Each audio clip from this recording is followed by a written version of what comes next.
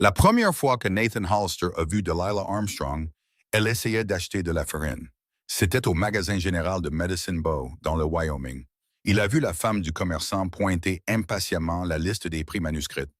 Les joues de Delilah sont devenues pourpres dans la lumière de l'après-midi de 1882. Elle se tenait là, dans une robe de calicot délavée.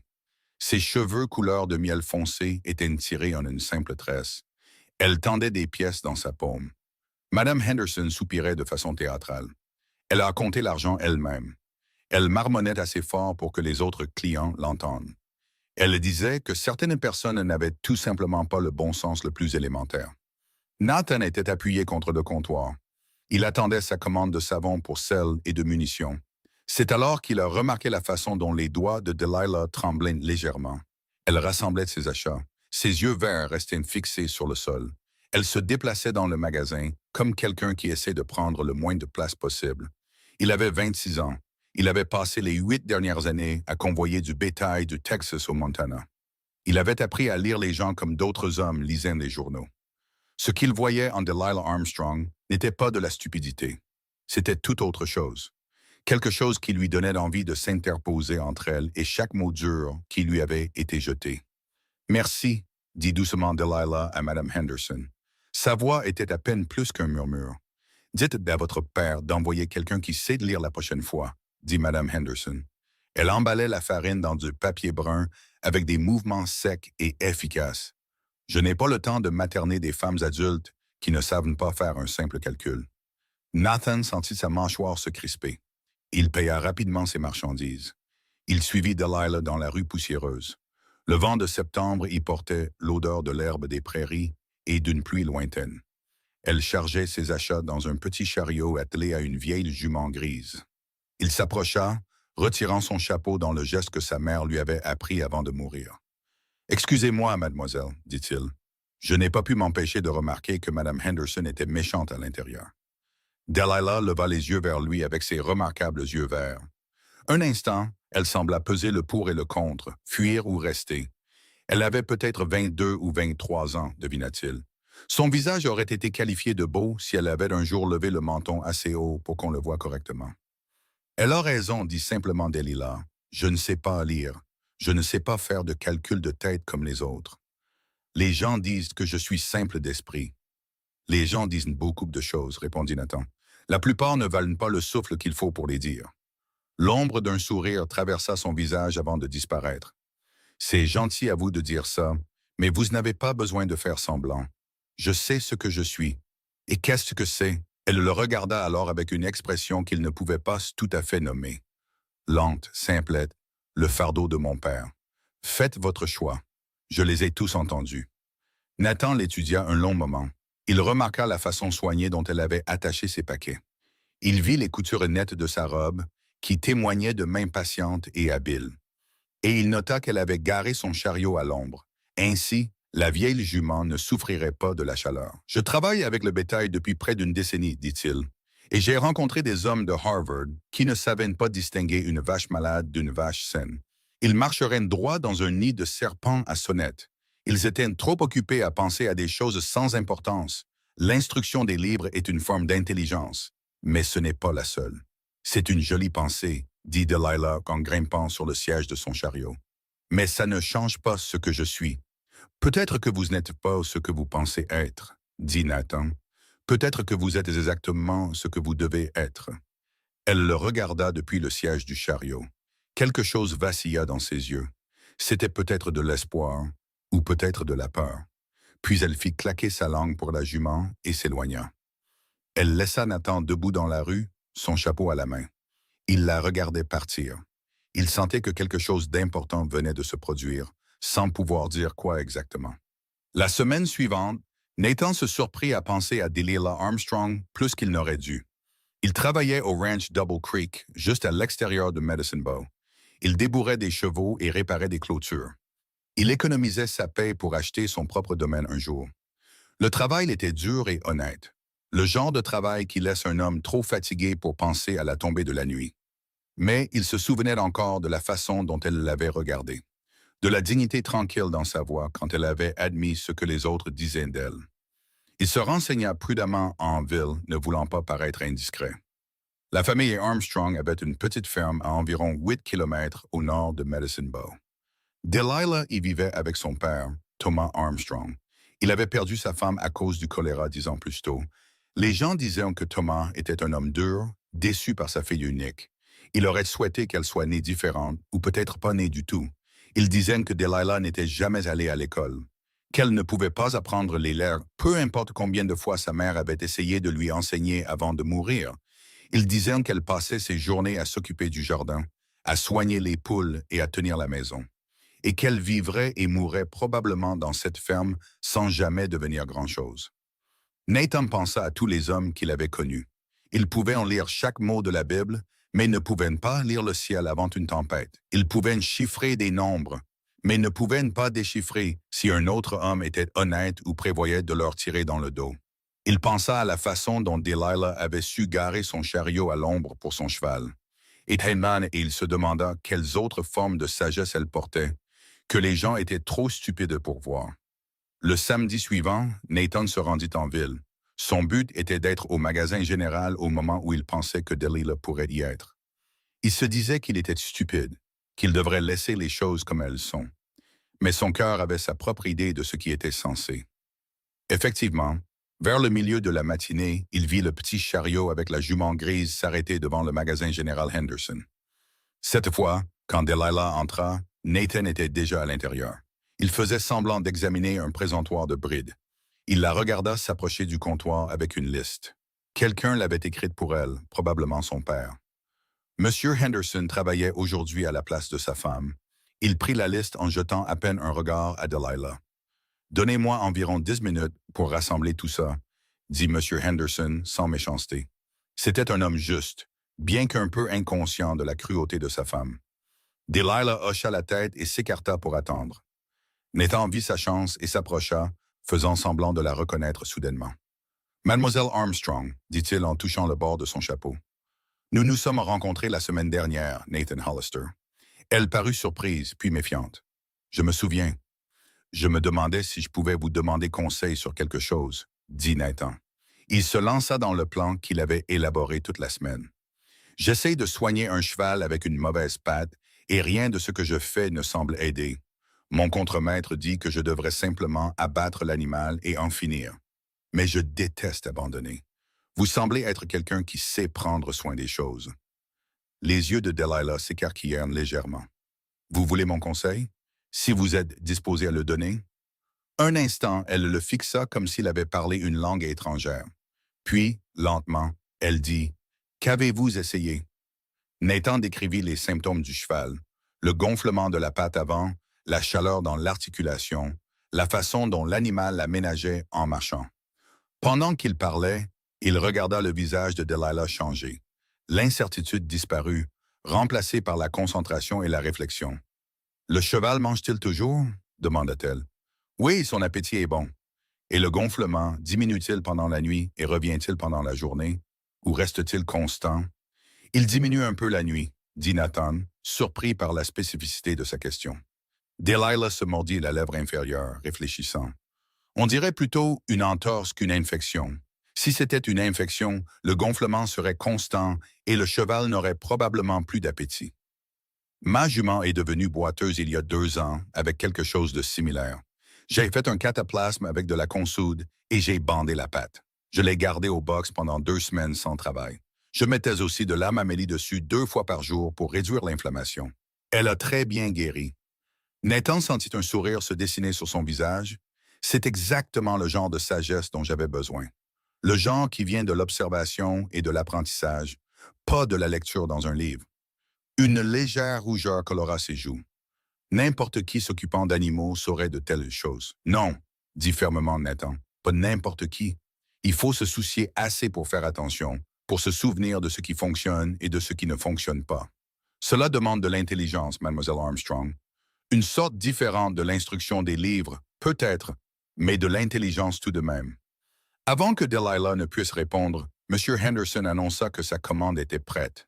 Elle alla chercher ses paquets et Nathan la suivit. Il l'aida à porter les articles les plus lourds jusqu'à son chariot. Merci, dit-elle alors qu'il chargeait un sac de 50 livres de nourriture dans la caisse du chariot. Pour votre aide et pour m'avoir traité comme si j'avais du bon sens. Vous avez du bon sens, dit Nathan, plus que la plupart des gens que j'ai rencontrés. Il hésita, puis tenta sa chance. Mademoiselle Armstrong, m'autoriseriez-vous à vous rendre visite un de ces jours?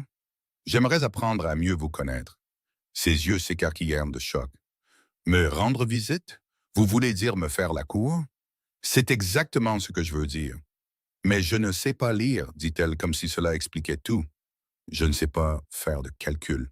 Je ne serai jamais différente de ce que je suis maintenant. Nathan s'approcha, assez près pour parler doucement, afin qu'elle seule puisse l'entendre. Je ne veux pas que vous soyez différente. Je veux connaître la personne que vous êtes en ce moment. La femme qui sait comment guérir un cheval boiteux et comment faire preuve de gentillesse envers une vieille jument par une chaude journée. C'est cette femme que j'aimerais courtiser, si elle veut bien de moi. Delilah le regarda un long moment. Ses yeux verts cherchaient dans son visage une tromperie ou une moquerie. Ce qu'elle y vit dut la satisfaire, car elle dit très doucement, « Mon père n'aimera pas ça. Il pense qu'aucun homme ne voudra jamais de moi. » Alors votre père a tort, dit Nathan. Puis-je passer demain après-midi? Je pourrais amener mon cheval, le boiteux, et vous pourriez me montrer comment faire ce cataplasme que vous avez mentionné. Un vrai sourire illumina son visage, le transformant entièrement. Nathan sentit son cœur faire quelque chose de compliqué dans sa poitrine. « Oui, dit-elle. Oui, vous pouvez me rendre visite. » Cette nuit-là, Nathan était allongé dans sa couchette au ranch. Il écoutait les autres hommes ronfler et pensait à des yeux verts et à une sagesse tranquille. Son voisin de couchette, un cow-boy grisonnant nommé Pete, l'avait prévenu. Les gens parleraient s'il courtisait Delilah Armstrong. « Cette fille n'a pas toute sa tête, avait dit Pete. Tout le monde le sait. » Mais Nathan avait assez vu le monde pour savoir que tout le monde avait souvent tort. Il avait vu des hommes mourir parce qu'ils suivaient de mauvais ordres d'officiers qui paraissaient bien sur le papier. Mais ces officiers ne pouvaient même pas mener un cheval à l'abreuvoir. Il avait vu des femmes qualifiées d'hystériques pour avoir des opinions. Des enfants qualifiés de paresseux pour apprendre différemment. Des animaux qualifiés de vicieux parce qu'ils avaient peur. Il avait appris à faire confiance à son propre jugement. Et son jugement lui disait que Delilah Armstrong était spéciale, d'une manière qui comptait. L'après-midi suivant, Nathan se rendit à la ferme des Armstrong. Il tenait son hongre boiteux par une longe. La propriété était petite mais bien entretenue. Il y avait un potager soigné, un poulailler et une grange qui avaient connu des jours meilleurs, mais qui tenaient encore debout. Delilah devait l'attendre, car elle sortit de la maison avant même qu'il ne descende de cheval. Elle portait une robe différente aujourd'hui, toujours simple, mais d'un bleu plus joli qui faisait ressortir la couleur de ses yeux. Ses cheveux étaient tressés et relevés. Elle avait l'air nerveuse, mais heureuse. « Vous êtes venu, dit-elle. « J'ai dit que je viendrais, répondit Nathan. Je suis un homme de parole. » Un homme apparut dans l'embrasure de la porte derrière Delilah. Il était grand et mince, avec des cheveux gris acier et un visage qui semblait avoir oublié comment sourire. « Qui est-ce? » demanda Thomas Armstrong. « Père, voici M. Hollister du ranch Double Creek, » dit rapidement Delilah. « Il est venu me demander conseil pour un cheval boiteux. » Thomas toisa Nathan de la tête aux pieds avec une méfiance non dissimulée. Depuis quand Delilah s'y connaît-elle en chevaux? Depuis qu'elle a appris en pratiquant, dit Nathan d'un ton égal, en croisant le regard de l'homme plus âgé. J'ai entendu dire qu'elle a un don pour guérir les animaux. Thomas renifla. Un don, c'est vite dit. La fille ne sait pas lire son propre nom, mais soi-disant, elle a des dons. Il se retourna et rentra dans la maison. Il laissa la porte ouverte derrière lui, d'une manière qui suggérait qu'il allait surveiller. Le visage de Delilah était devenu pâle. « Je suis désolé, murmura-t-elle. Il n'est pas toujours content de moi. »« C'est son défaut, pour le vôtre, » dit Nathan. Il lui tendit la longe. « Maintenant, dites-moi ce que vous voyez quand vous regardez ce cheval. » Il regarda Delilah s'approcher du hongre, ses mouvements lents et calmes. Elle passa ses mains sur la patte du cheval, son toucher doux mais ferme. Ses doigts sondaient soigneusement l'articulation enflée. Le cheval, qui avait été nerveux avec le vétérinaire du ranch, se tint tranquille pour elle. « Il vous fait déjà confiance, » observa Nathan. « Les animaux sentent quand on ne leur veut pas de mal, » dit Delilah. Elle se redressa. « Le gonflement n'est pas chaud, ce qui est une bonne chose.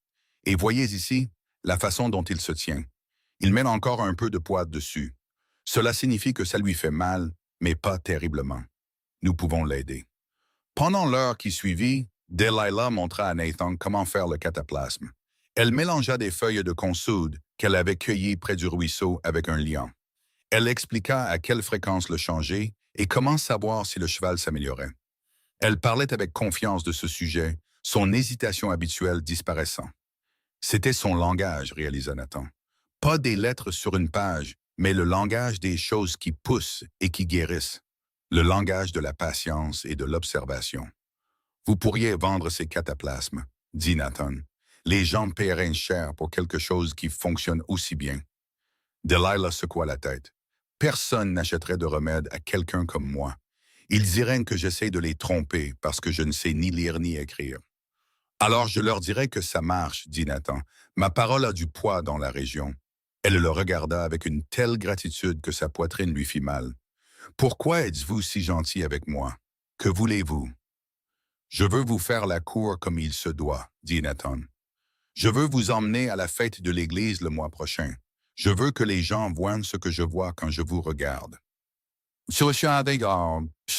Ma mère, et qu'est-ce que c'est? Quelqu'un de remarquable, dit-il simplement. Delilah se détourna, mais pas avant qu'il ne voie des larmes briller dans ses yeux. Vous changerez d'avis. Une fois que vous me connaîtrez mieux, une fois que vous verrez comment je peine avec des choses que les autres trouvent simples, vous réaliserez que je ne vaux pas votre temps. Nathan fit le tour pour lui faire face. Laissez-moi juger de ce que vaut mon temps, et laissez-moi vous dire quelque chose, mademoiselle Armstrong. J'ai connu beaucoup de gens qui savent lire, chiffrer et citer Shakespeare. La plupart d'entre eux n'ont pas la moitié de votre sagesse. Vous voyez le monde clairement. Vous remarquez des choses que les autres manquent. Vous avez de la compassion. Ce sont des dons rares. Mon père dit que je suis un fardeau. Votre père, dit Nathan avec précaution, vous aime mais ne vous comprend pas. Il y a une différence. Ils se tenaient là, dans la cour poussiéreuse. Le soleil de septembre était chaud sur leurs épaules. Quelque chose passa entre eux, plus profond que les mots. Nathan savait qu'il tombait amoureux de cette femme, vite et fort, et il se fichait que l'on le trouve stupide pour ça. Au cours des semaines suivantes, Nathan trouva toutes les excuses pour visiter la ferme des Armstrong. Il amena d'autres chevaux qui avaient besoin de soins. Il demanda conseil à Delilah sur les légumes qui pousseraient le mieux dans le sol rocheux du ranch. Il répara la planche large de la grange des Armstrong et la porte de leur poulailler. Et lentement, progressivement, Delilah commença à s'ouvrir à lui. Elle lui parla de son enfance, de la mort de sa mère quand elle avait 13 ans. Elle lui raconta comment elle avait tant essayé d'apprendre à lire, mais les lettres nageaient sur la page et refusaient de rester en ordre. Elle lui parla des enfants de l'école qui s'étaient moqués d'elle, de l'enseignant qui avait finalement dit à son père qu'elle était inéducable et qu'elle devrait rester à la maison. Elle lui parla de la solitude d'être différente, d'être celle dont les gens chuchotaient. À son tour, Nathan lui parla de sa propre vie. Il lui parla de son enfance dans l'Ohio, de son père qui s'était tué à boire, de sa mère qui s'était tuée au travail pour maintenir la famille unie. Il lui raconta son départ vers l'Ouest à 18 ans, avec rien d'autre qu'un cheval et une selle. Il lui parla de l'apprentissage du métier de cow-boy lors des brutales transhumances. Des hommes y mouraient de soif, de débandade ou de simple malchance. Il lui parla du rêve qu'il avait de posséder un jour son propre ranch, un endroit où il pourrait construire quelque chose de durable. « Tu auras ce rêve, dit Delilah un après-midi. Ils étaient assis sur le porche de sa maison, à écosser des pois de son jardin. Thomas était en ville et ils avaient le rare luxe de l'intimité. Tu es le genre d'homme qui fait bouger les choses. Toi aussi, dit Nathan. Tu le fais simplement en silence. Elle secoua la tête. Je tiens une maison et je m'occupe d'un jardin. Ce n'est pas la même chose que de construire un ranch. C'est exactement la même chose, argumenta Nathan. Tu construis quelque chose chaque jour. Tu fais pousser la vie là où il n'y avait rien. C'est ça l'élevage des lilas. Il ne s'agit pas de lire des contrats ou de tenir des registres. Il s'agit de comprendre la terre et les animaux, de savoir quand forcer et quand laisser les choses se faire. Tu comprends ces choses mieux que quiconque que j'ai jamais rencontré. Elle resta silencieuse un moment, ses doigts travaillant les pois avec une aisance habituée. Puis elle dit, « Tu me donnes l'impression que je ne suis peut-être pas brisé. » Nathan tendit la main et prit de la sienne, immobilisant ses doigts. « Tu n'es pas brisé. Tu es entière et parfaite exactement comme tu es. Quand il l'embrassa pour la première fois cet après-midi-là, la brise de septembre portait l'odeur des fleurs des prairies. On entendait le gloussement content de ses poules au loin. Nathan sut avec une certitude absolue qu'il voulait passer le reste de sa vie avec cette femme. Elle lui rendit son baiser, timidement d'abord, puis avec une confiance croissante. Quand ils se séparèrent enfin, elle souriait. « Je t'aime, dit Nathan, car il ne servait à rien de faire semblant. Je sais que c'est rapide, et je sais que les gens diront que je suis fou. Mais je t'aime, Delilah Armstrong. Je t'aime aussi, murmura-t-elle. Je t'aime depuis ce premier jour où tu m'as dit que j'étais sage. » La fête de l'Église en octobre fut la première fois que Nathan et Delilah apparurent publiquement en couple. Et les ragots se répandirent dans Medicine Bow comme une traînée de poudre. Les gens parlaient, bien sûr qu'ils parlaient. Ils disaient que Nathan était charitable, qu'il avait pitié de la pauvre et simple Delilah Armstrong. Ils disaient qu'il se lasserait d'elle assez vite, une fois qu'il réaliserait quel fardeau elle serait. Ils disaient que c'était dommage de voir un jeune homme capable de gâcher sa vie pour une femme qui ne savait même pas lire. Nathan entendit les rumeurs et s'en moqua. Il entra à cette fête avec Delilah à son bras. Ses cheveux étaient joliment coiffés et elle portait une nouvelle robe qu'elle avait cousue elle-même. Il s'assura que tout le monde voit à quel point il était fier d'être avec elle. Quand Madame Henderson fit un commentaire désobligeant, espérant que Delilah ne s'était pas trompée et n'avait pas mis sa chemise de nuit par erreur, Nathan s'avança. Il dit d'une voix qui porta « Mademoiselle Armstrong a fait cette robe elle-même, et elle est plus belle que tout ce que vous pourriez acheter dans un magasin. Elle a des talents que vous ne pourriez pas comprendre même en essayant. » La pièce devint silencieuse. Le visage de Madame Henderson devint rouge. Delilah serra la main de Nathan si fort qu'il crut qu'elle allait lui briser les doigts. Plus tard, alors qu'il dansait au son du violon, Delilah dit « Tu n'avais pas à me défendre comme ça. » Maintenant, les gens parleront encore plus. « Laisse-les parler, dit Nathan en la faisant tourner sous son bras. Je te défendrai contre une armée s'il le fallait. »« Pourquoi ?» demanda-t-elle, le regardant avec ses yeux verts qui avaient capturé son cœur. « Pourquoi te soucies-tu tant de ce que les gens pensent de moi? »« Parce que tu mérites d'être vu, dit Nathan, vraiment vu pour qui tu es, et parce que je t'aime. Et quand on aime quelqu'un, on se tient à ses côtés, peu importe ce que les autres disent. » Cette nuit-là, quand Nathan ramena Delilah chez elle dans son chariot, son cheval attaché à l'arrière, ils parlèrent de l'avenir. Nathan économisait de l'argent depuis des années. Il était sur le point d'avoir assez pour faire une offre sur un terrain qu'il convoitait. C'était à environ 16 kilomètres à l'ouest de Medicine Bow. C'était de bonnes terres de pâturage avec un ruisseau qui les traversait. Parfait pour démarrer une petite exploitation bovine. « Je posséderai cette terre au printemps, dit Nathan, et quand ce sera le cas, je veux y construire une maison. Une vraie maison, pas juste une cabane. Et je veux que tu sois dans cette maison avec moi, comme ma femme. » Delilah devint très immobile à côté de lui. « Tu veux m'épouser? Plus que tout ce que j'ai jamais voulu. Mais Nathan, pense à ce que tu prendrais. Une femme qui ne sait pas lire, qui ne peut pas aider avec la correspondance ou tenir les registres.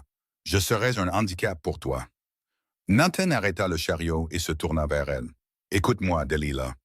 Je n'ai pas besoin de quelqu'un qui peut tenir des registres. Je peux le faire moi-même ou engager quelqu'un si besoin. Ce dont j'ai besoin, c'est d'une partenaire qui comprend la terre et les animaux. Quelqu'un qui peut regarder une vache malade et savoir ce qui ne va pas. Quelqu'un qui peut faire pousser de la nourriture, préparer des remèdes et transformer une maison en foyer. Quelqu'un qui se tiendra à mes côtés quand les temps seront durs et m'aidera à me souvenir de ce qui compte. C'est ce que tu es. C'est ce que tu m'apportes. » « Tu le penses vraiment, dit-elle, et ce n'était pas une question. »« De tout mon être, dit Nathan. » Elle l'embrassa, là dans le chariot arrêté sous les étoiles du Wyoming. Quand elle se recula, elle dit « Oui, oui, je t'épouserai, Nathan Hollister. » L'obstacle suivant était Thomas Armstrong. Nathan se rendit à la ferme le dimanche suivant, déterminé à demander la main de Delilah en bonne et due forme. Il trouva Thomas dans la grange en train de nettoyer les stalles. Il l'aida à finir le travail avant d'aborder le sujet. « Monsieur Armstrong, je veux épouser votre fille, » dit Nathan simplement. « Je suis ici pour vous demander votre permission et votre bénédiction. » Thomas s'appuya sur sa fourche et étudia Nathan avec ses yeux durs. « Vous savez dans quoi vous vous engagez? Une femme qui ne sait ni lire ni écrire, qui ne pourra jamais vous aider dans des affaires. Je sais exactement qui est Delilah, dit Nathan fermement, et je l'aime pour ça. Elle est sage d'une manière qui compte, Monsieur Armstrong. Elle comprend les animaux et les plantes. Elle peut guérir et faire pousser des choses, et elle a un bon cœur. Ce sont les qualités que je veux chez une femme. Tu es jeune, dit Thomas. Tu ne comprends pas à quel point la vie peut être dure quand ton partenaire ne peut pas suivre. Avec tout mon respect, monsieur, Delilah suit très bien. Elle travaille plus dur que quiconque que je connaisse. Ce n'est pas parce qu'elle apprend différemment qu'elle est moins capable. Thomas resta silencieux un long moment. Puis il dit, « Sa mère pensait la même chose. Catherine a toujours insisté sur le fait que Delilah était spéciale, qu'elle avait juste besoin d'être comprise. Je pensais que c'était un vœu pieux de la part d'une mère qui ne pouvait pas accepter les limites de son enfant. Ce n'était pas un vœu pieux, dit Nathan. C'était de la vérité. Thomas soupira, et pour la première fois, Nathan vit quelque chose comme du chagrin sur le visage de l'homme plus âgé. J'ai été dur avec elle, admit-il. Après la mort de Catherine, je ne savais pas comment m'occuper de Delilah seule. Je pensais que si je la poussais, elle deviendrait en quelque sorte normale. Au lieu de ça, je l'ai juste fait se sentir petite. Il n'est pas trop tard pour changer ça, dit Nathan doucement. Non, je suppose que non. Thomas tendit la main. Vous avez ma permission de l'épouser et ma bénédiction, pour ce qu'elle vaut. Traitez-la mieux que je ne l'ai fait. J'ai l'intention de la traiter comme le trésor qu'elle est, dit Nathan en serrant la main de l'homme plus âgé. Le mariage eut lieu en décembre 1882 dans la petite église de Medicine Bow. La moitié de la ville était présente. Delilah portait une robe qu'elle avait faite elle-même, blanche avec une garniture bleue. Elle tenait un bouquet de fleurs sauvages séchées. Nathan portait son plus beau costume, celui qu'il gardait pour les grandes occasions. Et quand le prédicateur lui demanda s'il prenait cette femme pour épouse, il dit « Ah, oui, ça vient être. Oui, je le veux. » Avec une telle conviction que les gens au fond de l'église l'entendirent clairement. Quand vint le moment pour Delilah de signer le certificat de mariage, Nathan vit sa main hésiter sur le papier. Le prédicateur, un homme bon nommé Reverend Walsh, dit doucement « Vous pouvez faire votre marque, Madame Hollister. C'est parfaitement légal. » Delilah fit un X soigné là où le prédicateur l'indiqua et Nathan signa son nom à côté. Puis il se pencha et lui murmura à l'oreille « Ce X vaut plus que toutes les signatures du monde parce qu'il signifie que tu es à moi et que je suis à toi. » Elle lui sourit à travers des larmes de joie. Ils descendirent l'allée ensemble, mari et femme, prêts à affronter tout ce qui viendrait. Ils passèrent l'hiver dans une petite cabane que Nathan louait sur la propriété du ranch Double Creek. Ils économisaient de l'argent et planifiaient le printemps où ils s'installeraient sur leur propre terre. Ces mois d'hiver furent parmi les plus heureux de la vie de Nathan. Il rentrait d'une longue journée de travail pour trouver que Delilah avait préparé un ragoût ou du pain. La cabane était chaude et accueillante. Ils s'asseyaient près du feu et parlaient de leurs rêves. Ou Nathan lisait à haute voix des journaux et des livres pendant que Delilah écoutait et posait des questions réfléchies. « Parle-moi encore de la terre, disait-elle. Et Nathan décrivait la propriété qu'il voulait acheter, la façon dont le ruisseau la traversait, le bosquet de peupliers qui fournirait de l'ombre en été, la vallée protégée qui abriterait le bétail en hiver. « Nous construirons notre maison là, disait Nathan, en montrant un endroit imaginaire, juste là où nous pourrons voir les montagnes à l'ouest. Et nous aurons une grange ici et un corral là. Et tu pourras avoir un jardin aussi grand que tu le voudras. Je veux des poules, dit Delilah, et peut-être une vache laitière. Et je veux planter des herbes, toutes sortes qui peuvent être utilisées comme remèdes. Je pourrais faire des cataplasmes et des toniques à vendre en ville.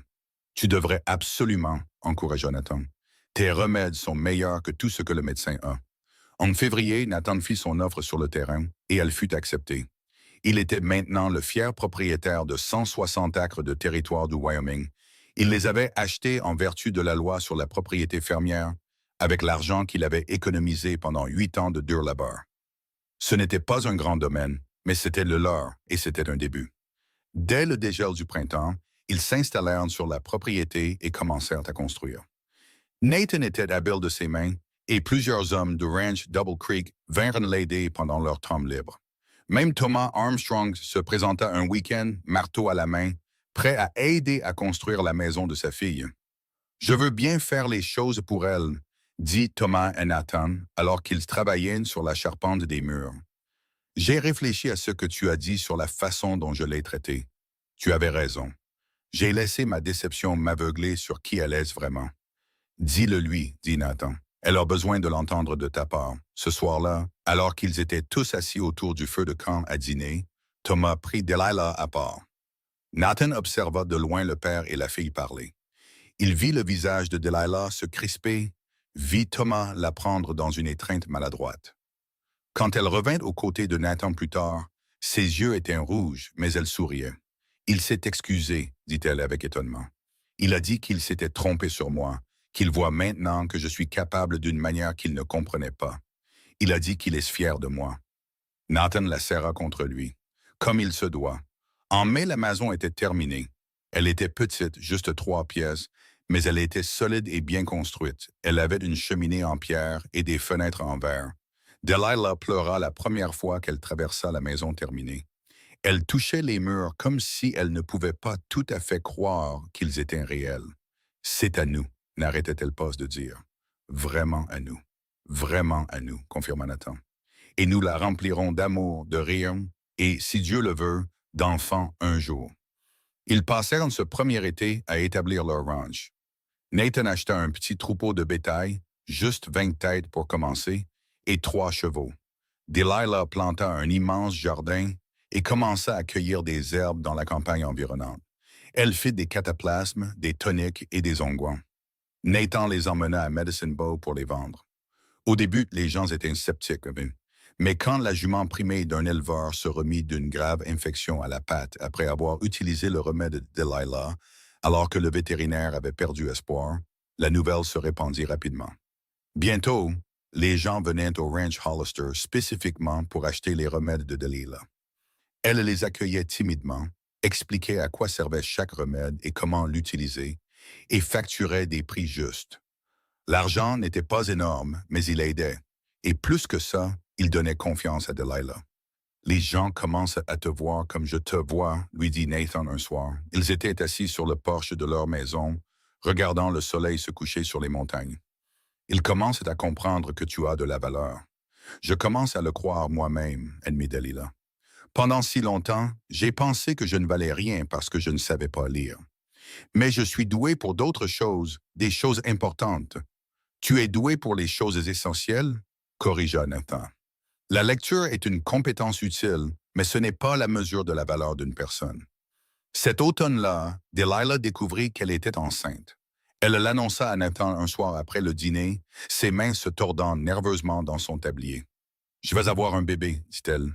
Au printemps, je crois. » Nathan poussa un cri de joie et la souleva, la faisant tourner jusqu'à ce qu'elle rit et le supplie de la reposer. « Nous allons être parents, dit-il, son visage fendu par un énorme sourire. « Tu vas être mère. »« Es-tu heureux ?» demanda-t-elle en scrutant son visage. « Heureux, Delilah. Je suis aux anges. Il n'y a rien au monde que je veuille plus que d'avoir une famille avec toi. » Alors que l'hiver s'installait et que le ventre de Delilah s'arrondissait, Nathan s'émerveillait de voir à quel point leur vie avait changé en un peu plus d'1 an. Ils avaient leur propre terre, leur propre maison, une entreprise en pleine croissance et un bébé en route. Les gens de Medicine Bow avaient cessé de bavarder sur eux, ou du moins ils bavardaient moins. Les Hollister devenaient une partie établie de la communauté. Madame Henderson faisait encore de temps en temps un commentaire désobligeant. Mais même elle devait admettre que les remèdes à base de plantes de Delilah étaient efficaces. Quand son propre mari attrapa une toux persistante cet hiver-là, elle acheta à contre-cœur une bouteille de sirop de miel et de marrube de Delilah. Sa toux disparut en quelques jours et Madame Henderson fut un peu moins hostile après ça. Le bébé arriva début avril 1884. Il fut mis au monde par une sage-femme de la ville pendant que Nathan faisait les 100 pas nerveusement devant la chambre. Quand la sage-femme sortit enfin et lui dit qu'il avait un fils en bonne santé, Nathan se précipita dans la pièce. Il trouva Delilah épuisée mais rayonnante, tenant un petit paquet emmailloté dans des couvertures. « Un garçon, dit-elle doucement. Nous avons un fils, Nathan. » Nathan s'assit sur le bord du lit et regarda le petit visage parfait de son fils. « Il est magnifique. Tu es magnifique. Comment devrions-nous l'appeler? » Ils avaient discuté de prénoms pendant des mois, et s'étaient finalement mis d'accord sur James. C'était le prénom du père de Nathan, avant que l'alcool ne le détruise. James Thomas Hollister. Ils décidèrent de lui donner Thomas comme deuxième prénom en l'honneur du père de Delilah. Ses premiers mois de parentalité furent épuisants et merveilleux à la fois. Delilah s'adapta naturellement à la maternité. Elle allaitait le bébé et l'apaisait quand il pleurait, sachant instinctivement ce dont il avait besoin. Nathan rentrait du travail au ranch pour la trouver en train de chanter à James de vieilles chansons que sa mère lui avait apprises. La vue d'eux deux ensemble lui serrait le cœur d'amour. « Tu es une mère merveilleuse, lui dit-il un soir alors qu'elle berçait James pour l'endormir. « Comment le sais-tu? Demanda-t-elle avec un sourire fatigué. « Tout ça est nouveau pour moi. Je le sais parce que je vois à quel point il est content avec toi. Je vois comment il se calme quand tu le tiens. Les bébés savent quand ils sont aimés. Delilah. James le sait. » Alors que James passait de nourrisson à bambin, Nathan regardait Delilah enseigner le monde à leur fils. Elle le faisait avec la même sagesse patiente qu'elle avait montrée à Nathan pour le cheval boiteux des années auparavant. Elle apprit à James les noms des plantes et des animaux, non pas en les lisant dans des livres, mais en les lui montrant directement. Elle l'emmenait en promenade autour du ranch, le laissant toucher, sentir et tout expérimenter. Quand James eut 3 ans et commença à faire des phrases complètes, Nathan remarqua quelque chose qui le fit sourire. Le garçon pointait les fleurs sauvages et les nommait correctement. Il identifiait les oiseaux par leur chant et pouvait dire quand une vache ne se sentait pas bien. Il apprenait la façon de voir le monde de Delilah, une façon qui ne dépendait pas des mots écrits, mais de l'observation et de la connexion. « Il est comme toi, dit Nathan à Delilah un soir d'été. Il regardait James examiner attentivement une chenille qu'il avait trouvée. « Que veux-tu dire? » « Il apprend en faisant, en expérimentant. Il a ton don pour comprendre les êtres vivants. » Delilah parut inquiète. « Et s'il ne sait pas lire non plus? Et s'il est comme moi et que les gens le traitent de simple d'esprit? » Nathan lui prit la main. « Alors nous lui apprendrons qu'il existe de nombreuses formes d'intelligence, et que sa façon d'apprendre est tout aussi valable que n'importe quelle autre, et nous nous assurerons qu'il ne doute jamais de sa valeur, comme on t'a fait douter de la tienne. »« Tu es un bon père, dit doucement Delilah. »« J'essaie de l'être, répondit Nathan. J'essaie de lui donner ce que mon père n'a pas pu me donner et ce que ton père n'a pas pu te donner. J'essaie de lui donner de l'amour, de l'acceptation et la certitude qu'il est suffisant, exactement comme il est. » Le ranch continua de prospérer. En 1887, Nathan avait agrandi son troupeau à 50 têtes de bétail. Il gagnait assez d'argent pour embaucher de l'aide occasionnelle pendant les saisons chargées. L'entreprise de remèdes de Delilah avait également grandi. Elle vendait maintenant ses produits dans 3 villes différentes.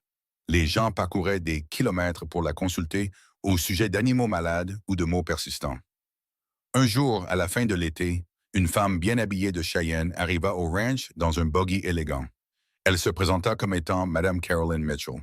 Elle expliqua qu'elle avait entendu parler de l'expertise de Delilah en matière de plantes de plusieurs sources.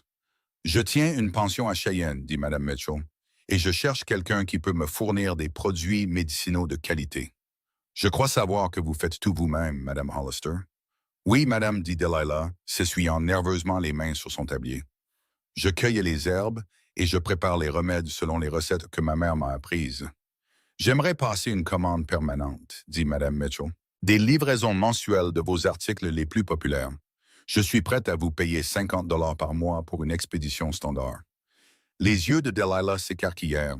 50 $ par mois était une somme sérieuse, assez pour faire une réelle différence dans leurs finances. Mais Nathan pouvait voir l'inquiétude sur son visage et comprit ce qu'elle pensait. « Les remèdes de ma femme sont très demandés, dit Nathan avec aisance. Mais je dois mentionner que Madame Hollister ne sait ni lire ni écrire. Je m'occupe de toute la correspondance écrite et de la tenue des registres pour l'entreprise. » Il le dit clairement, de manière factuelle, en observant la réaction de Madame Mitchell. La femme jeta un regard surpris à Delilah, puis haussa les épaules. « Je ne cherche pas à embaucher une secrétaire, dit Madame Mitchell. Je cherche à acheter des remèdes de qualité. Si vous pouvez fournir cela, Madame Hollister, peu m'importe que vous puissiez réciter Shakespeare ou non. » Le soulagement inonda le visage de Delilah. « Je peux le fournir, Madame. Je vous promets que vous ne serez pas déçus. » Ils conclurent l'affaire. Soudain, les Hollister avaient une source de revenus fiable et substantielle au-delà du bétail. Nathan aida Delilah à augmenter sa production. Il lui construisit un atelier dédié où elle pouvait sécher les herbes et mélanger les remèdes sans être dérangée. Ils engagèrent une jeune femme de la ville pour aider aux tâches ménagères. Ainsi, Delilah pouvait consacrer plus de temps à la fabrication de ses remèdes. Nous nous en sortons bien, dit Nathan une nuit alors qu'ils étaient au lit. James dormait dans la petite chambre qu'ils avaient ajoutée à la maison. Mieux que je n'aurais jamais rêvé. Je n'aurais jamais pensé avoir ça, amie Delilah. Une maison, une famille, un travail que les gens apprécient. Je pensais que je passerais ma vie à être plainte. Tu as toujours mérité cela, dit Nathan en la serrant contre lui. Tu avais juste besoin que quelqu'un le voie, et maintenant tout le territoire commence à le voir. À l'automne de 1888, Delilah donna naissance à leur deuxième enfant, une fille qu'ils nommèrent Margaret Rose. Nathan avait insisté pour la nommer d'après la mère de Delilah, Catherine Margaret, en prenant le deuxième prénom. La petite Maggie, comme il l'appelait, avait les yeux verts de sa mère et les cheveux foncés de son père. Et dès le début, ce fut une enfant déterminée et pleine d'entrain. En regardant Delilah avec leurs deux enfants, Nathan pensait souvent au premier jour où il l'avait vue au magasin général. Elle essayait d'acheter de la farine pendant que Mme Henderson insultait son intelligence. Cette femme effrayée et honteuse semblait appartenir à une autre vie. La Delilah qui existait maintenant était confiante, prospère et sûre de sa valeur. Elle dirigeait une entreprise florissante, élevait des enfants en bonne santé et gérait une maison de ranch avec compétence et grâce. Un jour, à l'été de 1889, Delilah se rendit en ville avec Nathan pour chercher des provisions. Alors qu'ils marchaient dans la rue principale de Medicine Bow, les gens les saluaient chaleureusement. La femme du forgeron s'arrêta pour demander conseil à Delilah au sujet de la toux persistante de sa fille. Le banquier souleva son chapeau et félicita Nathan pour son troupeau en expansion. Même Mme Henderson réussit un sourire crispé et demanda si Delilah avait encore de ce liniment pour les muscles endoloris. Alors qu'ils rentraient chez eux ce soir-là, Nathan dit « Tu te souviens de la première fois que je t'ai vu dans le magasin de Henderson? » « Comment pourrais-je l'oublier? » répondit Delilah. « J'avais si honte. Mme Henderson me traitait comme si j'étais stupide et je croyais qu'elle avait raison. Et maintenant, elle achète tes remèdes et te demande conseil, souligna Nathan. Delilah sourit. Je suppose que les choses ont changé. Tu les as changées, dit Nathan, en refusant d'accepter ce que les gens disaient que tu étais et en devenant qui tu es vraiment. Nous les avons changées, corrigea Delilah.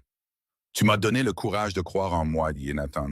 Sans toi, je vivrais encore dans la maison de mon père, pensant que je ne vaux rien. Tu n'as jamais été sans valeur, dit Nathan. Mais je suis content d'avoir pu t'aider à le voir. Ils rentrèrent chez eux dans un silence confortable. Leurs enfants somnolaient à l'arrière du chariot. Le coucher de soleil du Wyoming peignait le ciel de nuances d'or et de rose. Nathan pensa à quel point la vie était étrange et merveilleuse.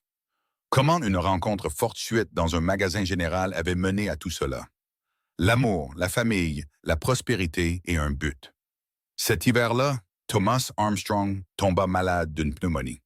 Delilah installa son père chez eux et le soigna pendant le pire de la maladie, utilisant tous les remèdes qu'elle connaissait. Pendant 3 semaines, l'issue fut incertaine. Mais finalement, Thomas passa un cap et commença à se rétablir. Un après-midi, alors qu'il était en convalescence, assis dans un fauteuil près du feu avec une couverture sur les genoux, Thomas appela Delilah. « J'ai besoin de te dire quelque chose, dit-il. Quelque chose que j'aurais dû dire il y a des années. » Delilah s'assit à côté de lui, les mains jointes sur ses genoux. « Je me suis trompé sur toi, dit Thomas sans détour. Trompé de toutes les manières qu'un père peut se tromper sur son enfant. Tu étais différente de ce que j'attendais. Et au lieu de célébrer cette différence, j'ai essayé de te forcer à être quelque chose que tu n'étais pas. Je t'ai fait te sentir petite et stupide, et je le regretterai pour le reste de ma vie. Père, tu t'es déjà excusé. » « Laisse-moi finir, interrompit Thomas. Je vis dans cette maison depuis des semaines maintenant, te regardant gérer ton entreprise et ta famille. J'ai vu des gens venir de loin pour acheter tes remèdes. J'ai vu tes enfants s'épanouir sous tes soins. J'ai vu ton mari te regarder comme si tu étais le soleil, la lune et les étoiles. Et j'ai réalisé quelque chose. « Qu'est-ce que c'est? » demanda doucement Delilah. « Tu n'es pas seulement capable. Tu es exceptionnel. Tu as construit une vie qui compte, non pas malgré ton incapacité à lire, mais en te concentrant sur ce que tu peux faire au lieu de ce que tu ne peux pas. Tu es sage d'une manière que moi, avec toute mon instruction, je ne serai jamais. Je suis fier de toi, ma fille, tellement fier. Les yeux de Delilah se remplirent de larmes. Merci, père. Cela signifie tout pour moi. Thomas tendit la main et prit la sienne. Ta mère le savait. Elle a toujours su à quel point tu étais spécial. J'aurais aimé l'écouter. Elle serait heureuse de nous voir maintenant, dit Delilah. Heureuse de savoir que nous avons fait la paix. Elle serait fière de toi aussi, dit Thomas, plus fière que je ne peux l'exprimer. Thomas se rétablit complètement et retourna dans sa propre ferme. Mais la relation entre le père et la fille avait été guérie d'une manière qui enrichit leurs deux vies. Il devint un visiteur régulier au ranch Hollister. Il jouait avec ses petits-enfants et aidait aux corvées quand il le pouvait. Les années passèrent, apportant des changements et des défis, mais aussi un profond contentement. Le ranch s'agrandit à 200 acres grâce à des économies prudentes et un achat de terrain fortuit. Le troupeau de bétail comptait plus de 100 têtes. L'entreprise de remèdes de Delilah s'étendit pour approvisionner des magasins dans 5 villes différentes du territoire du Wyoming. En 1892, alors que James avait 8 ans et Maggie 4, Delilah donna naissance à des jumeaux, un garçon et une fille qu'ils nommèrent Samuel et Sarah. La naissance fut difficile et pendant quelques heures effrayantes, Nathan crut qu'il pourrait la perdre. Mais Delilah était forte et s'en sortit. Avec 4 enfants, la maison qui avait semblé spacieuse se sentait maintenant à l'étroit. Alors Nathan commença à planifier une extension.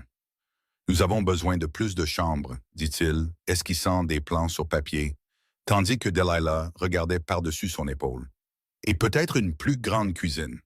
Ton entreprise de remèdes a dépassé l'atelier aussi.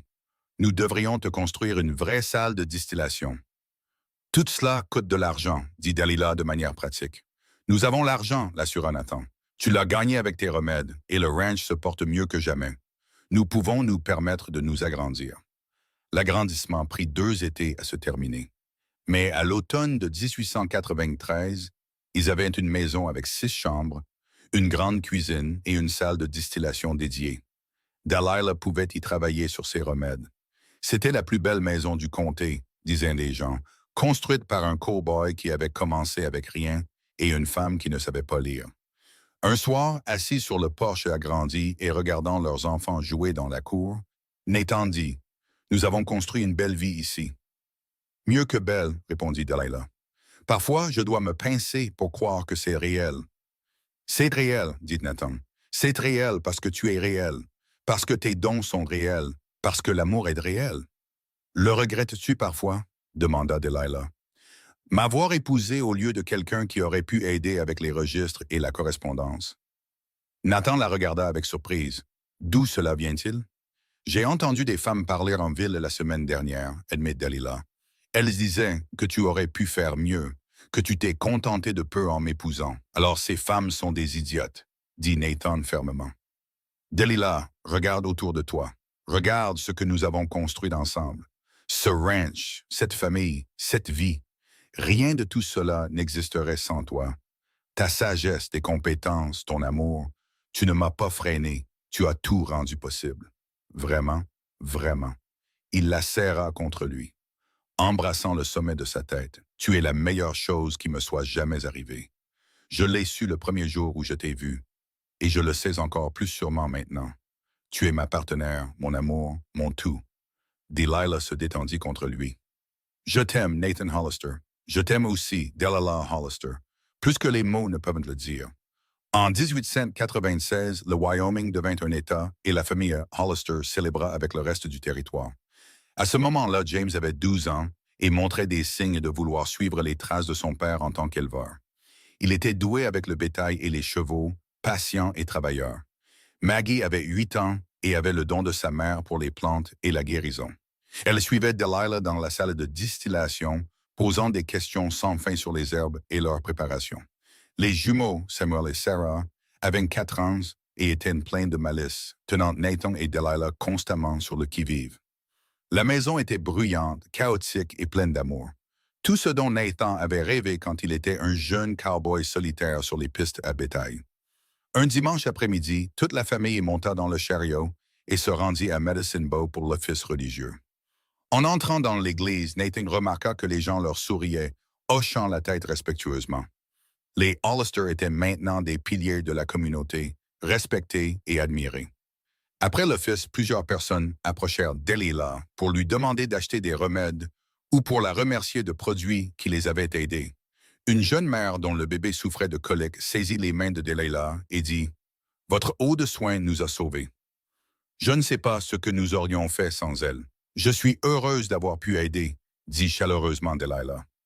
Alors qu'ils rentraient chez eux cet après-midi-là, Nathan dit « Tu te souviens de ce que je t'ai dit ce premier jour, que tu étais sage d'une manière que les livres n'enseignent pas? » « Je me souviens, dit Delilah. « J'avais raison, dit Nathan, mais je n'en savais pas la moitié.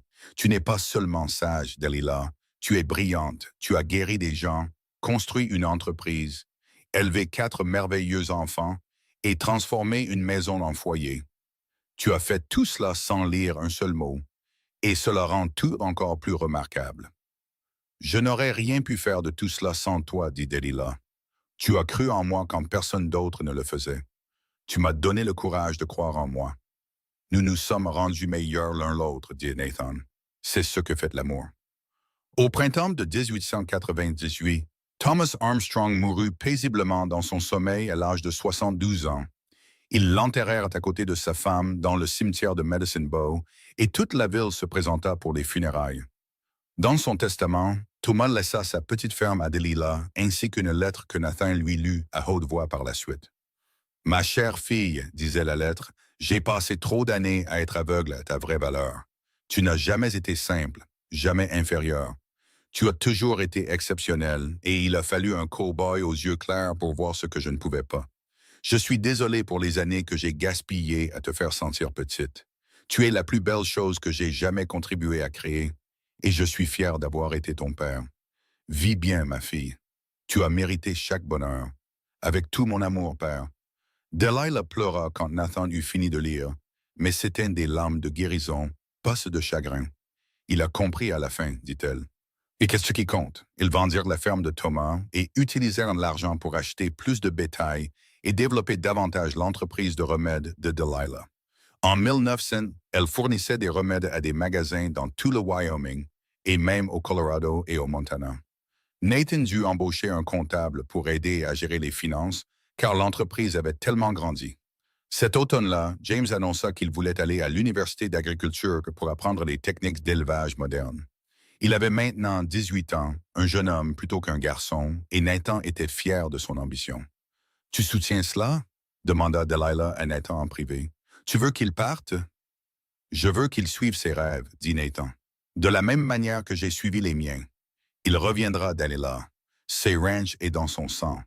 Mais laisse-le partir, apprendre, grandir et devenir son propre homme. » Alors James partit pour l'université à Laramie et la maison parut plus vide sans lui. Mais Maggie avait maintenant 14 ans et reprenait de plus en plus l'entreprise de remèdes, apprenant tout ce que sa mère pouvait lui enseigner. Les jumeaux avaient 8 ans et étaient pleins d'énergie, et Nathan et Delilah se retrouvèrent plus occupés que jamais. Un soir de l'été 1901, alors qu'ils étaient assis sur leur porche à regarder le soleil se coucher sur leur terre, Nathan dit « Penses-tu parfois à tout le chemin que nous avons parcouru? » « Tout le temps, dit Delilah. Parfois, j'ai l'impression que c'est un rêve. » « Ce n'est pas un rêve, dit Nathan. C'est ce que tu mérites, ce que nous méritons tous les deux. Nous avons travaillé dur, nous nous sommes aimés et nous avons construit quelque chose de réel. J'aimerais pouvoir remonter le temps et dire à cette fille effrayée dans le magasin général ce que sa vie deviendrait, dit doucement Delilah. J'aimerais pouvoir lui dire qu'être différent n'est pas la même chose qu'être inférieur, qu'elle a de la valeur exactement comme elle est. D'une certaine manière, tu le lui dis, dit Nathan. Chaque fois que tu aides quelqu'un, chaque fois que tu enseignes à Maggie les herbes, chaque fois que tu montres à nos enfants qu'il y a de nombreuses façons d'être intelligent et capable, tu racontes cette histoire chaque jour. Delilah posa sa tête sur son épaule. Merci de m'avoir vu, Nathan. De m'avoir vraiment vu quand tout le monde me regardait sans me voir. Merci de m'avoir laissé faire, répondit Nathan, de m'avoir confié ton cœur. Ils restèrent assis dans un silence confortable alors que les étoiles commençaient à apparaître dans le ciel qui s'assombrissait. Quelque part au loin, le bétail meuglait doucement. Dans la maison derrière eux, ils pouvaient entendre Maggie lire à haute voix aux jumeaux, un son qui faisait toujours sourire Delilah. Elle ne pouvait pas lire les mots elle-même, mais elle aimait les entendre. Elle aimait la façon dont les histoires prenaient une vie dans la voix de sa fille. En 1903, James obtint son diplôme de l'Université d'agriculture et rentra à la maison pour aider à gérer le ranch. Il apporta avec lui de nouvelles idées sur la rotation des cultures et l'élevage sélectif qui aidèrent à augmenter leur productivité. Il ramena également une jeune femme intelligente nommée Elizabeth, qui étudiait pour devenir enseignante. Elizabeth était gentille et sans prétention, et elle ne fit jamais sentir à Delilah qu'elle était inférieure parce qu'elle ne savait pas lire. Vous avez une sagesse qui ne peut être enseignée dans les écoles, dit un jour Elizabeth à Delilah, alors qu'elles travaillaient ensemble dans la cuisine. J'ai peut-être l'instruction des livres, mais vous avez l'instruction de la vie, et c'est tout aussi précieux. Vous êtes vous-même une femme sage, dit chaleureusement Delilah. Je suis heureuse que James vous ait trouvé. Maggie se maria en 1905 à l'âge de 19 ans. Elle épousa un jeune médecin de Cheyenne qui était fasciné par la médecine par les plantes et voulait apprendre tout ce que Delilah pouvait lui enseigner. Le docteur Michael Foster était un homme bon qui traitait Delilah avec un grand respect. Il la consultait souvent pour des cas difficiles et intégrait ses remèdes dans sa pratique. Les jumeaux, Samuel et Sarah, avaient maintenant 13 ans, tous deux brillants et capables à leur manière. Samuel voulait devenir vétérinaire, tandis que Sarah rêvait d'ouvrir sa propre boutique de remèdes à base de plantes. Les enfants Hollister laissaient leur empreinte sur le monde, chacun à sa manière. En 1907, Nathan et Delilah étaient grands-parents 3 fois. James et Elizabeth avaient 2 fils et Maggie et Michael avaient une fille. La grande maison que Nathan avait construite était souvent pleine de familles le dimanche. 3 générations se réunissaient autour de la table du dîner, parlant, riant et créant des souvenirs. Un dimanche soir, après que tout le monde soit parti et que la maison soit redevenue calme, Nathan et Delilah s'assirent sur leur porche. C'était un rituel qu'ils avaient maintenu pendant plus de 20 ans. « Nous vieillissons, dit Delilah, en regardant ses mains usées par le travail. « Nous nous bonifions, corrigea Nathan avec un sourire, comme du bon cuir. « Tu sais toujours quoi dire, dit Delilah en riant. « J'ai eu beaucoup de pratique, répondit Nathan. Il tendit la main et prit la sienne. « Tu te souviens de ce que je t'ai dit le jour où j'ai demandé à te faire la cour? Tu as dit que j'étais sage d'une manière que les livres n'enseignent pas, dit Delilah. Je ne l'ai jamais oublié. C'est toujours vrai, dit Nathan. Plus vrai maintenant que jamais. Tu as vécu une vie remarquable, Delilah Hollister. Tu as pris ce que les gens appelaient un défaut et tu en as fait ta plus grande force. Tu t'es concentré sur ce que tu pouvais faire au lieu de ce que tu ne pouvais pas, et tu as bâti un empire sur la compassion et la sagesse. Nous l'avons construit ensemble, dit fermement Delilah. Je n'aurais rien pu faire de tout cela sans toi. Alors nous avons tous les deux de la chance, dit Nathan. Chanceux de nous être trouvés. Chanceux d'avoir construit cette vie ensemble. En 1910, alors que Nathan approchait de son 54e anniversaire et Delilah de son 48e, ils décidèrent de prendre du recul. Ils se retirèrent des opérations quotidiennes de ranch et de l'entreprise de remèdes. James prit la direction complète de l'exploitation bovine. Maggie et Sarah s'associèrent pour gérer l'entreprise de remèdes en expansion. Elle avait maintenant une vraie boutique à Medicine Bow et des contrats avec des fournisseurs dans 3 États. Nathan et Delilah se retrouvèrent avec du temps pour simplement profiter de la vie. Ils faisaient de longues promenades à cheval sur leur terre, rendaient fréquemment visite à leurs enfants et petits-enfants, et ils s'asseyaient sur leur porche chaque soir pour regarder le soleil se coucher. Nathan lisait à haute voix à Delilah des livres et des journaux. Elle discutait des idées avec lui, ses réflexions étant souvent plus perspicaces que celles des auteurs eux-mêmes. Un jour, une jeune journaliste du Wyoming Tribune vint les interviewer pour un article sur les entreprises prospères du Wyoming.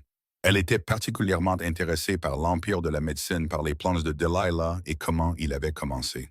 « Madame Hollister, vous avez bâti une entreprise florissante qui emploie une 12aine de personnes et sert des clients dans plusieurs États, dit la journaliste. À quoi attribuez-vous votre succès? Delilah jeta un coup d'œil à Nathan, puis dit avec précaution. J'ai toujours cru que tout le monde a des dons, même si ce ne sont pas les dons que la société valorise habituellement.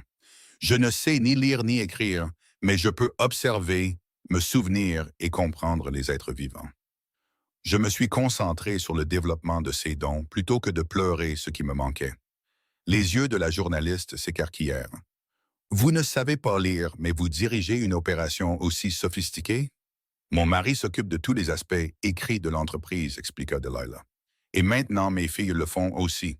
Mais les formulations, la compréhension des verbes qui fonctionnent pour quel mot, la capacité de regarder une plante et de connaître ses propriétés, ce sont mes contributions. Nous apportons tous des forces différentes. C'est remarquable, dit la journaliste en griffonnant des notes. Vous êtes la preuve vivante que l'éducation formelle n'est pas la seule voie vers le succès. Lorsque l'article fut publié quelques semaines plus tard, il fit grand bruit. Les gens de tout le Wyoming lurent l'histoire de la femme qui ne savait pas lire, mais qui avait bâti une entreprise de remèdes valant des milliers de dollars. Certains furent inspirés, d'autres sceptiques, mais tout le monde parlait de Delilah Hollister. Des lettres commencèrent à arriver, transmises par le journal. Elles provenaient de parents d'enfants en difficulté scolaire, d'adultes qui n'avaient jamais appris à lire, de personnes qui se sentaient comme des échecs parce qu'elles apprenaient différemment. Nathan lut les lettres à haute voix à Delilah et elle dicta des réponses, offrant encouragement et espoir.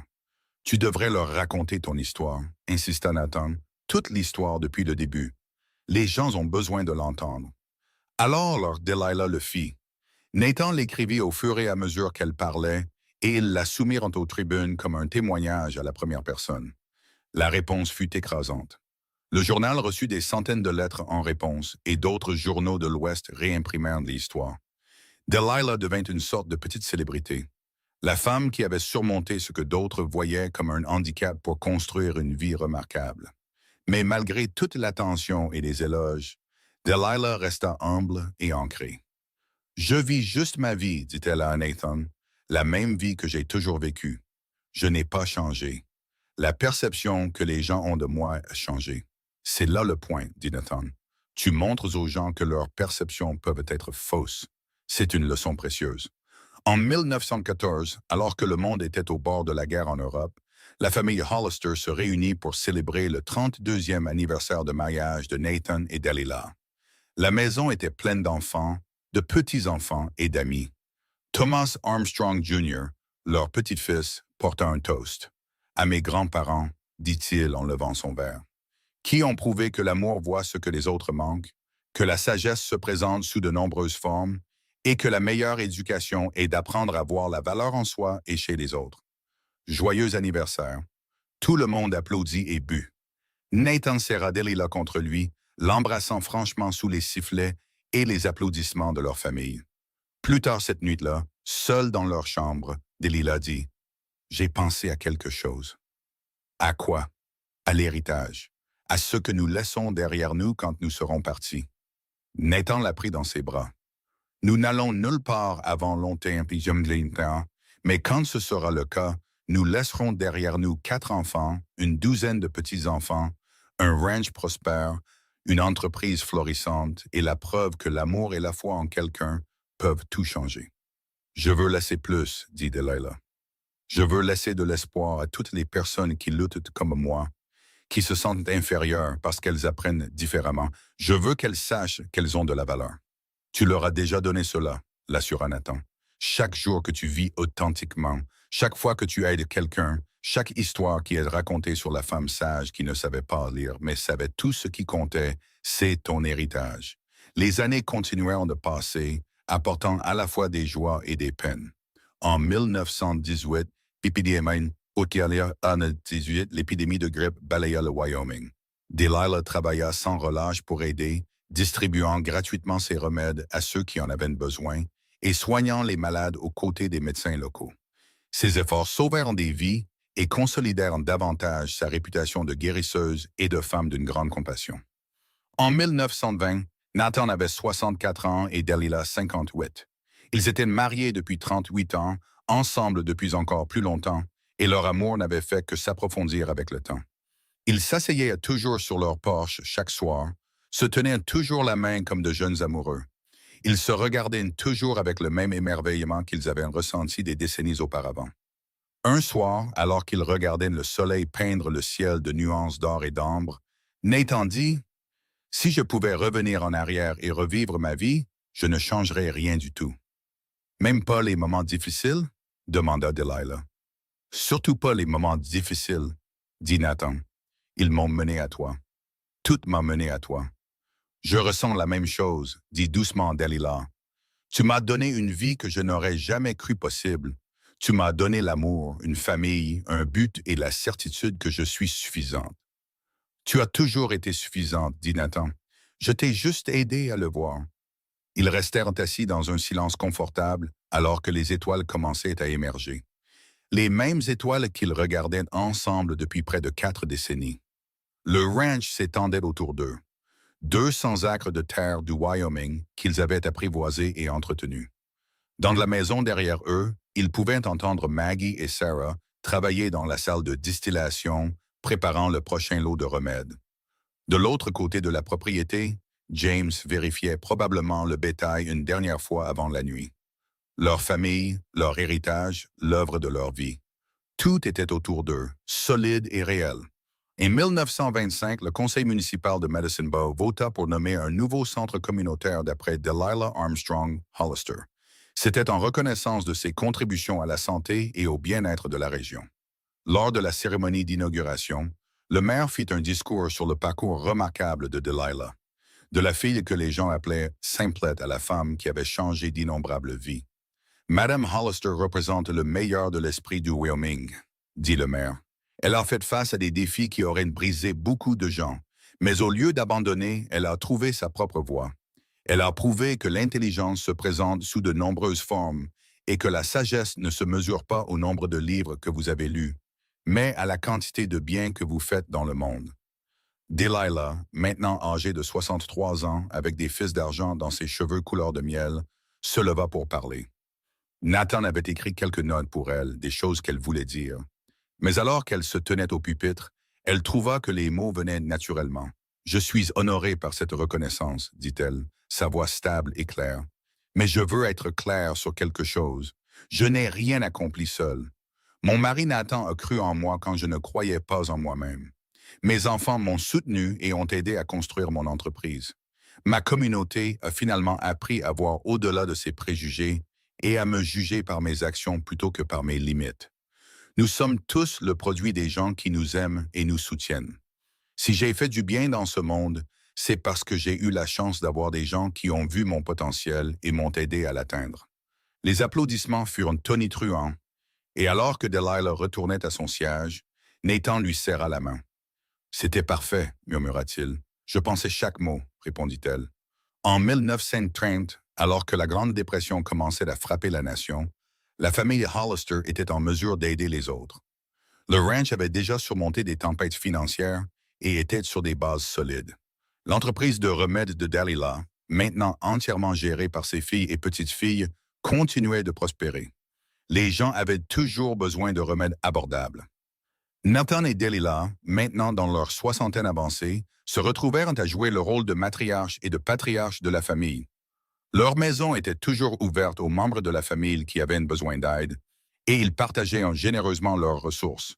Ils avaient vécu des temps difficiles et connaissaient la valeur de la communauté et de la compassion.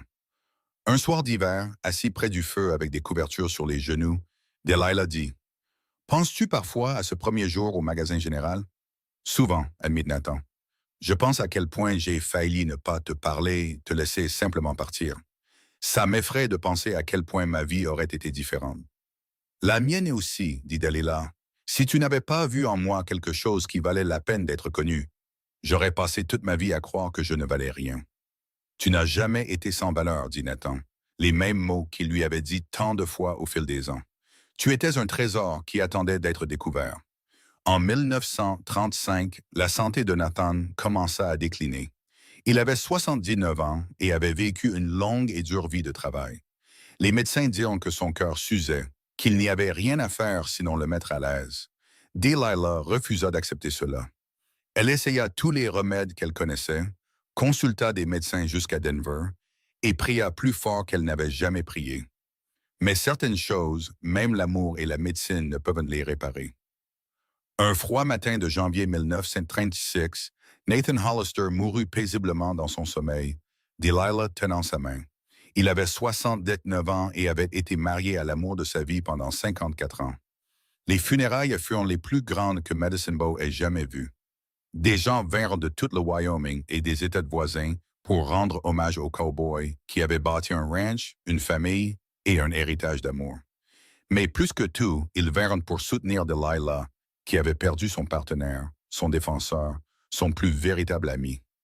Dans les semaines qui suivirent la mort de Nathan, Delilah lutta. Pendant plus d'un demi-siècle, il avait été son compagnon constant, la voix qui l'encourageait, la présence qui la faisait se sentir en sécurité. Sans lui, le monde semblait froid et vide, mais elle n'était pas seule. Ses enfants et petits-enfants l'entourèrent d'amour. James retourna vivre dans la maison principale pour lui tenir compagnie. Maggie lui rendait visite tous les jours. Les jumeaux, maintenant adultes avec leur propre famille, s'assurèrent qu'elle ne soit jamais laissée seule dans son deuil. Un jour, Maggie trouva Delilah dans la salle de distillation, travaillant sur une nouvelle formulation de remède. « Maman, tu n'as pas à travailler, dit doucement Maggie. Nous pouvons nous occuper de l'entreprise. »« Je sais, dit Delilah. Mais ton père disait toujours que le travail guérit, que rester occupé aide le cœur à se réparer. Et je pense qu'il avait raison. Il avait généralement raison, dit Maggie avec un sourire triste. Il avait toujours raison sur les choses qui comptaient, corrigea Delilah. Il avait raison sur moi, sur nous, sur le fait que l'amour est la chose la plus importante. Je vais honorer sa mémoire en vivant comme il m'a appris, avec un but, du courage et un cœur ouvert. Et elle le fit. Delilah vécut encore 18 ans après la mort de Nathan, restant active dans son entreprise et sa famille. Elle vit ses petits-enfants se marier et avoir leurs propres enfants. Elle vit l'entreprise de remèdes s'étendre pour inclure un laboratoire et une équipe d'herboristes formés. Elle vit le ranch s'agrandir à 500 acres, l'une des exploitations les plus prospères du Wyoming. En 1954, à l'âge de 92 ans, Delilah Armstrong Hollister mourut paisiblement, entourée de 4 générations de sa famille. Elle fut enterrée à côté de Nathan sous le vaste ciel du Wyoming.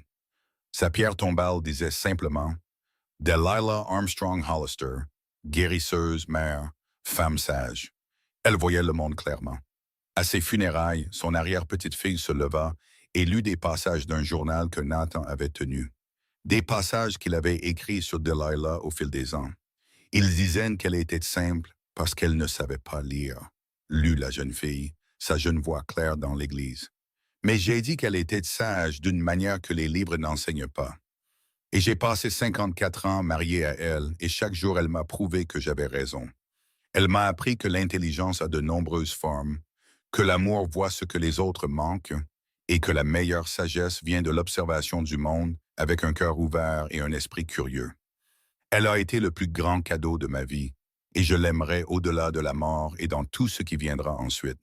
Il n'y avait pas un œil sec dans l'Église. L'héritage Hollister continua longtemps après que Nathan et Delilah furent partis.